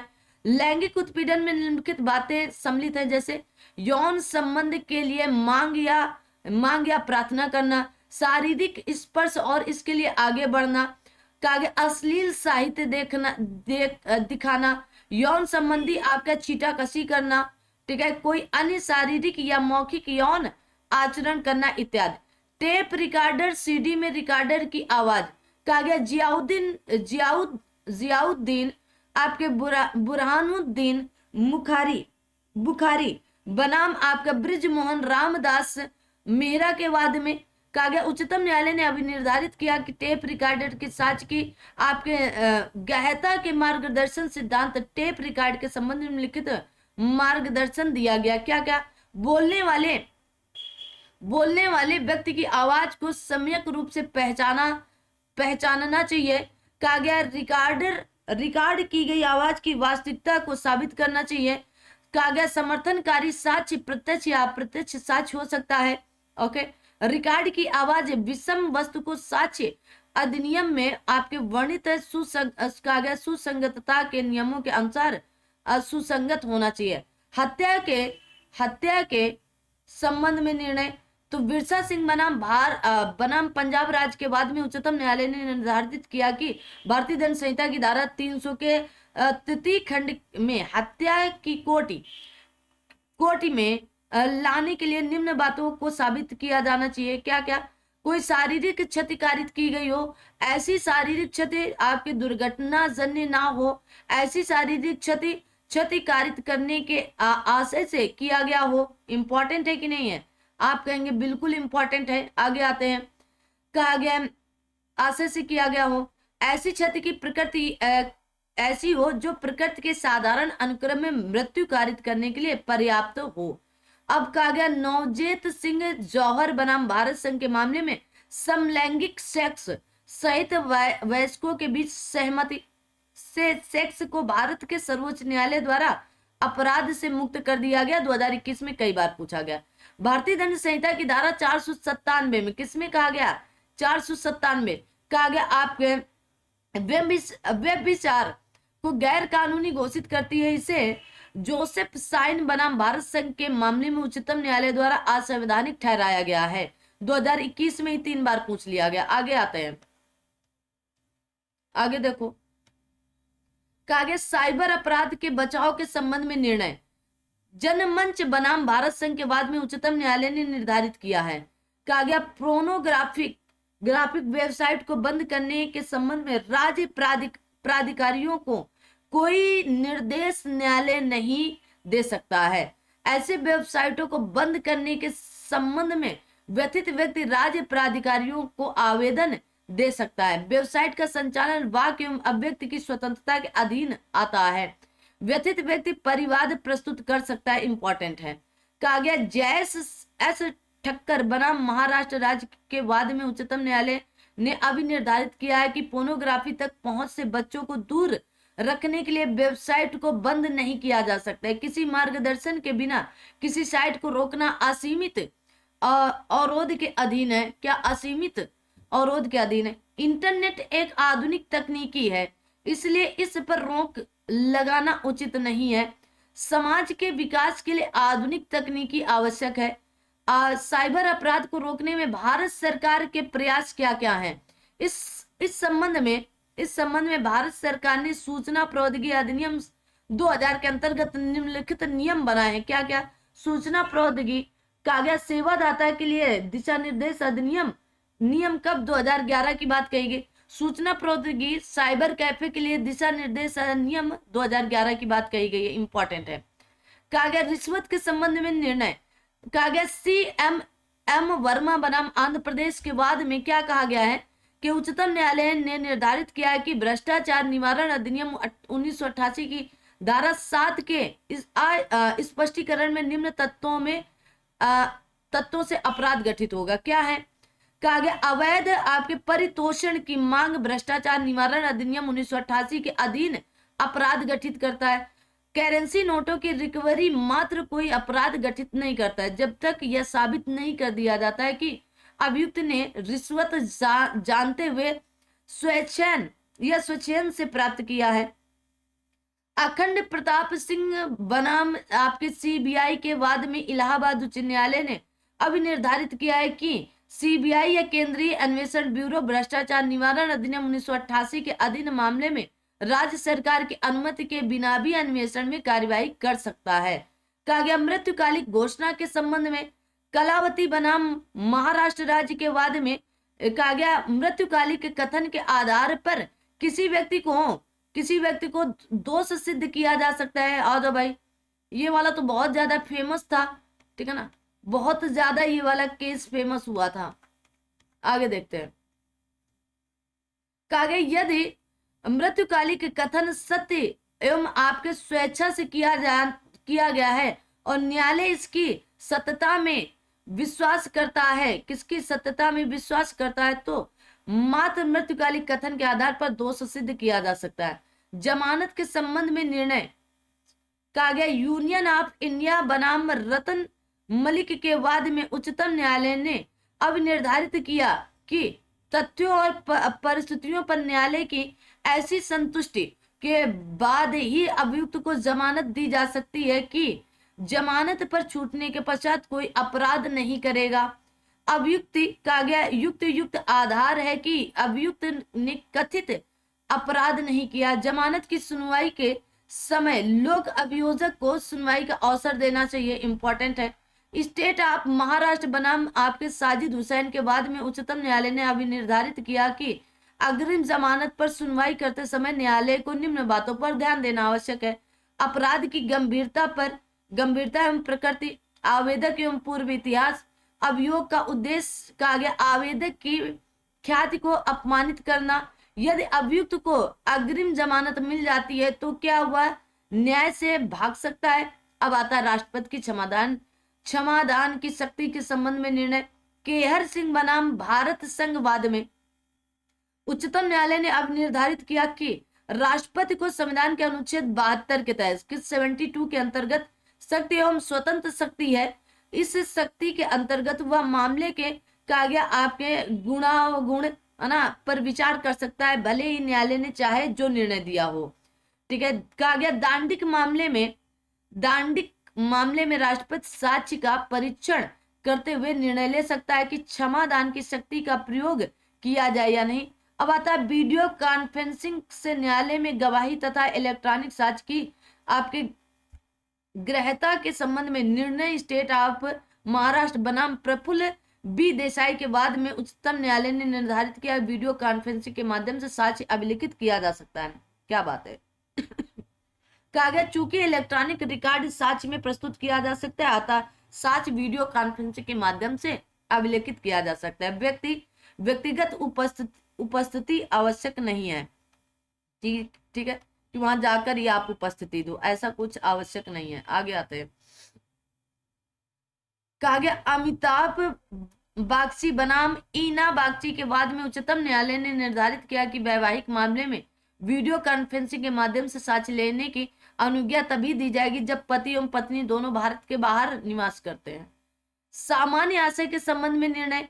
कहा गया आपके वारिंद्र कुमार घोष के बाद में न्यायालय ने निर्धारित किया कि वह जो केवल खड़ा रहता तथा आपकी प्रतीक्षारत है वो भी आपके सेवारत अर्थात मामले में दायी होगा। कहा गया ऋषि देव पांडे के बाद में न्यायालय ने निर्धारित किया कि सामान्य आशय एन मौके पर भी उपलब्ध हो सकता है।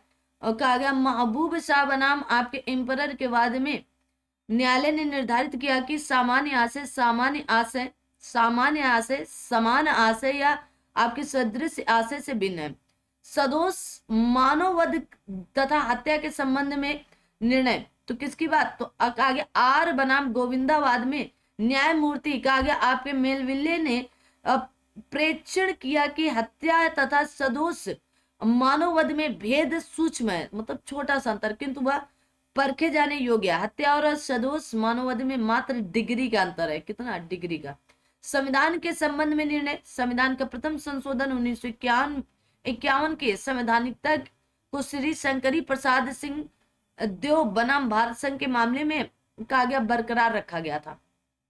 बेरुबारी संघ मामला 1960 के निर्णय में भारत के सर्वोच्च न्यायालय में कहा गया अब निर्धारित किया कि उद्देशिका भारतीय संविधान का हिस्सा नहीं है 1960 में, लेकिन अन्य पिछड़ा वर्ग के लिए 27% आरक्षण की संवैधानिक वैधता को उच्चतम न्यायालय ने इंदिरा साहनी बनाम भारत संघ के मामले में आपके बरकरार रखा गया।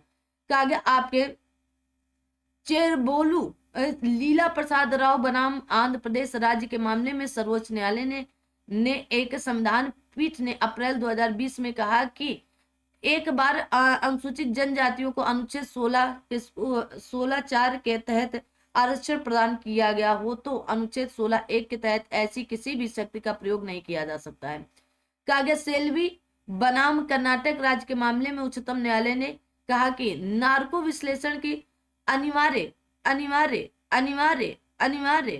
व्यवस्था भारतीय संविधान के अनुच्छेद 20 के सब आर्टिकल 3 में दिया गया है, उल्लंघन करती है। केरल के उच्च न्यायालय ने कहा गया फाहिमा शिरीन बनाम केरल राज्य के मामले में भारत के संविधान के अनुच्छेद 21 के तहत निजता के अधिकार और शिक्षा के अधिकार के एक हिस्से के लिए बात की है। क्या, एक हिस्से के लिए। आओ दो भाई, ठीक है, ध्यान से पढ़ो, बहुत इंपॉर्टेंट ये वाले मामले हैं, यहीं से पूछे जाते हैं। आप देख सकते हैं 2021 के इशारे हैं। आगे रूप में इंटरनेट उपयोग के अधिकार को मौलिक अधिकार के रूप में मान्यता दी है। कहा गया AK गोपालन के मामले में सर्वोच्च न्यायालय ने यह निर्णय दिया कि आर्टिकल 21 के तहत संरक्षण केवल स्वैच्छिक कार्यवाही के विरुद्ध उपलब्ध है, न कि स्वैच्छिक वैधानिक कार्यवाही के विरुद्ध होगा। गोलकनाथ बनाम पंजाब राज्य के मामले में सर्वोच्च न्यायालय ने 6:5 के बहुमत से दिए गए निर्णय द्वारा अब निर्धारित किया गया कि विधायिका के पास से मौलिक अधिकार को समाप्त या सीमित करने का अधिकार नहीं है।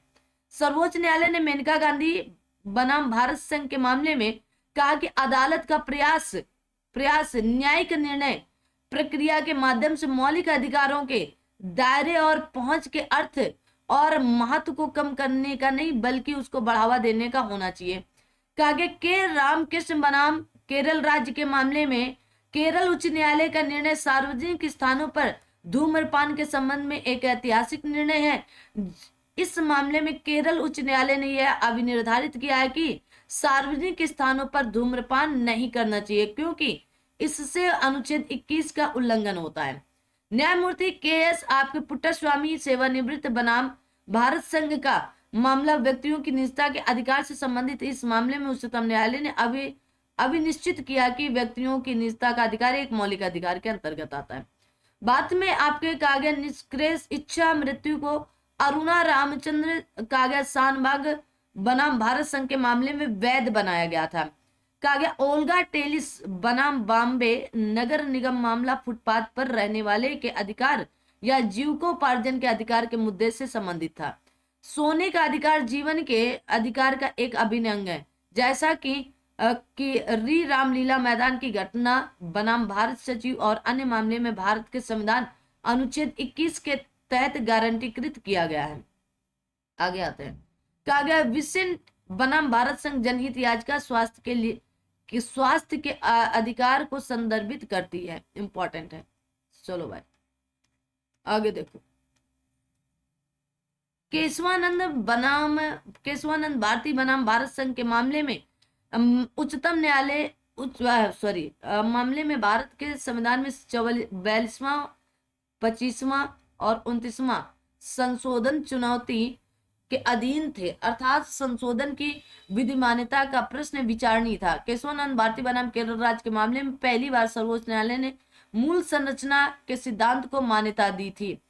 कहा गया समता बनाम आंध्र प्रदेश राज्य के मामले में एक समतावादी सामाजिक व्यवस्था की स्थापना को संविधान की मूल संरचना के रूप में माना गया है।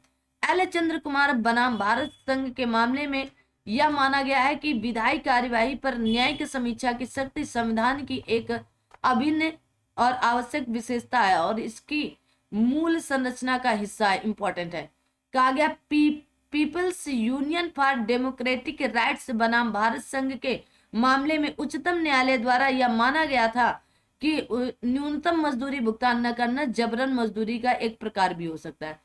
सचिव रक्षा मंत्रालय बनाम आपके बबीता पूनिया 2020 कहा गया सूचना को के मामले में उच्चतम न्यायालय ने फैसला दिया कि सरकार भारतीय सेना में महिला अधिकारियों के लिए स्थायी नियुक्ति या कमीशन हेतु आवश्यक कदम उठाएगा, इंपॉर्टेंट है।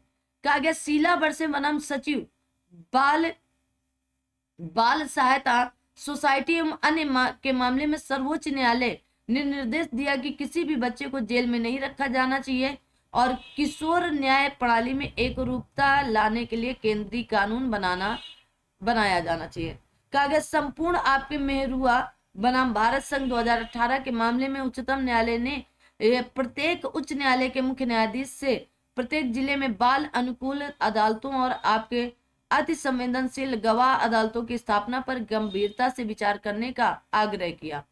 कहा गया एमसी मेहता बनाम तमिलनाडु राज्य 1997 के मामले में उच्चतम न्यायालय ने खतरनाक व्यवसायों और प्रक्रियाओं में बाल श्रम को रोकने के लिए विस्तृत निर्देश दिए थे।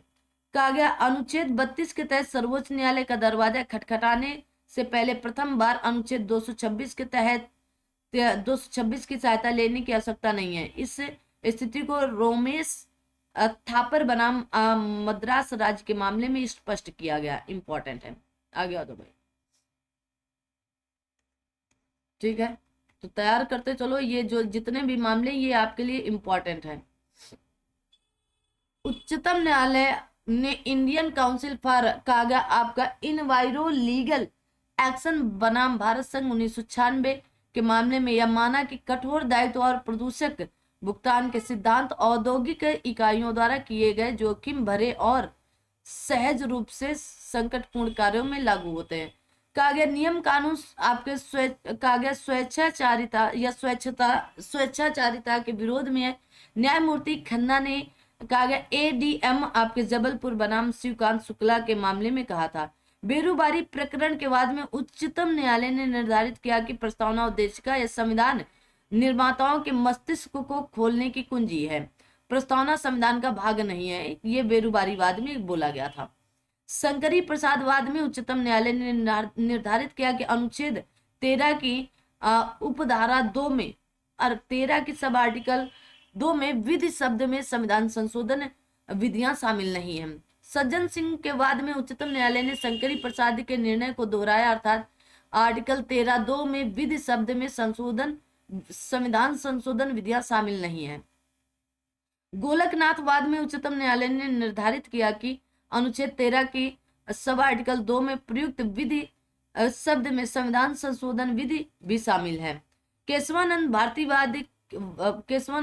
के वाद में उच्चतम न्यायालय ने निर्धारित किया कि यह एक ऐतिहासिक निर्णय था और इस निर्णय में बातें स्पष्ट की हैं। शंकरी प्रसाद तथा सज्जन सिंह के प्रकरणों में दिए गए निर्णय सही थे। गोलकनाथ के प्रकरण में दिया गया निर्णय दोषपूर्ण था, अर्थात अनुच्छेद 13 की सब आर्टिकल 2 में विधि शब्द का संविधान संशोधन विधियां शामिल नहीं है। कहा गया संसद आपके मूलाधिकार या मूलाधिकार सहित संविधान के किसी विभाग में संशोधन कर सकती है, किंतु वह संविधान के आधारभूत संरचना को नष्ट करने वाला संशोधन नहीं कर सकती है। प्रस्तावना संविधान का भाग है, अतः यह भी संशोधनीय है। बेरोबारी के प्रकरण को अमान्य कर दिया गया। निम्नलिखित को आधारभूत संरचना घोषित किया। केशवानंद भारती एवं अगले मामले के कई निर्णय भी हैं। कहा गया न्यायिक पुनरावलोकन की शक्ति दी गई। संविधान की सर्वोच्चता तथा उसकी संघीय स्वरूप दिया गया। राष्ट्र की संप्रभुता, एकता और अखंडता की बात कही गई। स्वतंत्र तथा निष्पक्ष चुनाव की बात कही गई। राष्ट्र के पंथ निरपेक्ष, गणतंत्रात्मक तथा प्रजातांत्रिक स्वरूप की भी बात कही गई। आगे आते हैं। आगे कहा गया शक्तियों का पृथक्करण विधायिका, कार्यपालिका और न्यायपालिका के माध्यम से होगा। ठीक है। कल्याणकारी राज्य की स्थापना, विधि का शासन। कहा गया व्यक्ति की गरिमा तथा व्यक्तिगत स्वतंत्रता। आगे कहा गया संसदीय शासन प्रणाली। कहा गया के.एम. नानावती बनाम स्टेट ऑफ महाराष्ट्र के बाद में उच्चतम न्यायालय ने अब निर्धारित किया कि शब्द तथा हाव भाव गंभीर तथा अचानक प्रकोपन कारित कर सकता है। कहा गया घातक प्रहार प्रकोपन से उत्पन्न भावावेश के प्रभाव में होना चाहिए। ऐसा प्रहार जो भावावेश के शिथिल पड़ जाने के बाद किया गया हो या वह अचानक प्रकोपन नहीं है, अतः अचानक प्रकोपन का लाभ लेकर दंड की मात्रा कम नहीं होगी। जावेद बनाम हरियाणा राज्य 2003 को जनहित याचिका के मामले में उच्चतम न्यायालय ने अभी निर्धारित किया कि पंचायत में विशिष्ट कार्यालयों के पद के लिए 2 से अधिक जीवित बच्चे वाले व्यक्ति अयोग्य ठहराए जाएंगे। कागे चंपक आपका दोराई राजन बनाम मद्रास राज्य 1951 सुप्रीम कोर्ट के मामले में निर्णय के कारण संविधान में पहला संशोधन हुआ। यह आरक्षण से संबंधित था। किससे? आरक्षण, जिसमें न्यायालय ने अनुच्छेद 15(1) और 29(2) के अंतर्गत समता के अधिकार का उल्लंघन माना। इस निर्णय को कहा गया निष्प्रभावी करने के लिए संविधान में प्रथम संशोधन हुआ और अनुच्छेद 15(4) तथा 9वीं अनुसूची शामिल की गई। आगे आते हैं। त्वरित न्याय का अधिकार एक ऐसा मौलिक अधिकार है जिसकी गारंटी जीवन के अधिकार के तहत दी जाती है। मूलतः एक जनहित याचिका के कारण इसकी घोषणा हुई है। वह याचिका थी आपके हुसैन आरा खातून बनाम बिहार राज्य। बंगाल इम्यूनिटी कंपनी बनाम बिहार राज्य के मामले में निर्णय के अनुसार संविधान की व्याख्या के क्षेत्र में उच्चतम न्यायालय स्वयं को अपने निर्णयों द्वारा पूरी तरह से बाध्य नहीं मानता है। डीसी वाधवा बनाम बिहार राज्य के मामले में यह निर्धारित किया था कि कहा गया विधायन के विकल्प के तौर पर प्राय अध्यादेश जारी नहीं किया जा सकता है। कहा गया SR बम्बई मामले में सर्वोच्च न्यायालय ने उन स्थितियों को सूचीबद्ध किया जहां अनुच्छेद 356 के तहत शक्ति का प्रयोग उचित या अनुचित हो सकता है। ठीक है, आगे देखो। इंपॉर्टेंट है। 10 मिनट की और क्लास होगी। आगे आते हैं। कहा गया नार्को ब्रेन मैपिंग तथा आपके पॉलीग्राफ टेस्ट के माध्यम से निर्णय। सेल्वी बनाम state of Karnataka 2010 supreme court के बाद में उच्चतम न्यायालय ने नार्को विश्लेषण कहा गया पॉलीग्राफ एवं आपके बीईएपी के संबंध में अभी निर्धारित किया है कि नार्को टेस्ट भारतीय संविधान के अनुच्छेद 20 के उप सब आर्टिकल 3 में निहित आत्म अभिशंसा के अधिकार का अतिक्रमण करता अतः असंवैधानिक है। नार्को टेस्ट या पॉलीग्राफ टेस्ट के दौरान व्यक्ति अपनी इच्छा के विरुद्ध कथन करता है। नार्को टेस्ट किसी व्यक्ति को अपने ही विरुद्ध साक्ष्य देने के लिए बाध्य करते हैं, इसलिए यह अनुमान्य नहीं है। नार्को टेस्ट सदैव संबंधित व्यक्ति की सहमत से ही किया जाना चाहिए। केशवानंद भारती बनाम केरल राज्य 1973 के मामले में उच्चतम न्यायालय ने फैसला दिया कि संसद को व्यापक अधिकार किंतु संविधान के मूलभूत संरचना के बदलने का अधिकार नहीं। इस मामले में कुल 13 न्यायाधीश थे और 7-6 के आधार पर यह निर्णय दिया गया था। इंदिरा साहनी केस 1992 जनहित याचिका मामला ऐतिहासिक माना जाता है क्योंकि उच्चतम न्यायालय ने सरकारी नौकरियों में पिछड़े वर्गों के लिए आरक्षण के औचित्य और जरूरत को स्वीकार किया था। इंपॉर्टेंट है। कहा गया लीलावती कहा गया बेहरा बनाम उड़ीसा राज्य 1993 में उच्चतम न्यायालय ने अब निर्धारित किया कि जो लोग आपके कहा गया अनायास ही राज्य की हिरासत में है उनके प्रति सरकार का विशेष दायित्व है यह सुनिश्चित करना पुलिस या जेल अधिकारियों की एक बड़ी जिम्मेदारी है कि उनकी हिरासत में किसी नागरिक को उसके जीवन के अधिकार से वंचित न किया जाए। अब आते कुछ महत्वपूर्ण निर्णय, जैसे मोहम्मद अहमद खान बनाम शाह बानो बेगम के बाद में शाह बानो बेगम की जीत हुई थी। उच्चतम न्यायालय ने मुस्लिम कहा गया व्यक्ति विधि के विरुद्ध होते हुए भी दंड प्रक्रिया संहिता के तहत शाह बानो बेगम को अपने पति मोहम्मद खान से तलाक हो जाने के बाद भरण पोषण देने का आदेश दिया। कहा गया SR मुंबई बनाम भारत संघ के बाद में उच्चतम न्यायालय ने केंद्र सरकार को आदेश दिया कि संविधान के अनुच्छेद 356 के अंतर्गत किसी राज्य में राष्ट्रपति शासन लगाने में कहा गया आपके मनमानेपन का प्रयोग नहीं करें। उच्चतम न्यायालय ने इस वाद में कई दिशा निर्देश भी जारी किए थे। आगे आते हैं। कहा गया आपके बेस्ट बेकरी प्रकरण वाद में उच्चतम न्यायालय ने अब निर्धारित किया कि न्याय की हत्या हुई थी, बड़ी संख्या में गवाह पक्षद्रोही हो गए थे। उच्चतम न्यायालय ने इसे विरल से विरलतम मामला मानते हुए गुजरात से मुंबई स्थानांतरित कर दिया, जहां 17 में से 9 अभियुक्त दोषी पाए गए थे। कहा गया जेसिका लाल हत्या प्रकरण उच्चतम न्यायालय ने अभियुक्त मनु शर्मा को आजीवन कारावास की सजा सुनाई। कहा गया निठारी सीरियल हत्याकांड विशेष सेशन न्यायालय ने कहा गया आपके सुरिंदर कोहली को मृत्युदंड की सजा सुनाई थी। कहा गया आरुषि तलवार हत्याकांड सत्र न्यायाधीश ने आरुषि के पिता एवं माता राजेश नुपुर तलवार को आजीवन कारावास सुनाया। मोहम्मद अजमल आमिर कशाब बनाम महाराष्ट्र राज्य के बाद में उच्चतम न्यायालय ने राष्ट्रद्रोह के जुर्म में अजमल कशाब को मृत्युदंड सुनाया। कहा गया नोटा जजमेंट 2013 के बाद में उच्चतम न्यायालय ने मतदान करने में नकारात्मक अधिकार प्रदान किया। मतदान करने में कोई मतदाता किसी उम्मीदवार को मतदान नहीं करना चाहता है तो वो नोटा कहा गया none of the above button दबाकर नकारात्मक मतदान कर सकता है। लिली थॉमस बनाम भारत संघ के बाद में उच्चतम न्यायालय ने निर्णय दिया कि यदि कोई सांसद या विधानसभा के सदस्य या विधान परिषद के सदस्य 2 वर्ष की सजा से दंडित किए जाते हैं तो तुरंत प्रभाव से उनकी सदन की सदस्यता समाप्त हो जाएगी। इंपॉर्टेंट है। कहा गया निर्भया मामला 2014 में बलात्कार के 5 में से 4 अभियुक्त को मृत्युदंड सुनाया गया। इस प्रकरण ने विधि में कई संशोधन करा दिया, जैसे आपराधिक विधि संशोधन अधिनियम 2013। इस संशोधन द्वारा भारतीय दंड संहिता, दंड प्रक्रिया संहिता, साक्ष्य अधिनियम तथा लैंगिक अपराधों से बालकों का संरक्षण अधिनियम में बलात्कार की परिभाषा बदल दी गई। कहा गया राष्ट्रीय विधिक सेवा अथॉरिटी बनाम भारत संघ में उच्चतम न्यायालय ने हिजड़ा को तृतीय लिंग के रूप में या थर्ड जेंडर के रूप में मान्यता दिया गया है। सरकार को आदेश दिया कि उसे अल्पसंख्यक समझे और नौकरी, शिक्षा और अन्य संस्थान में संरक्षण दे।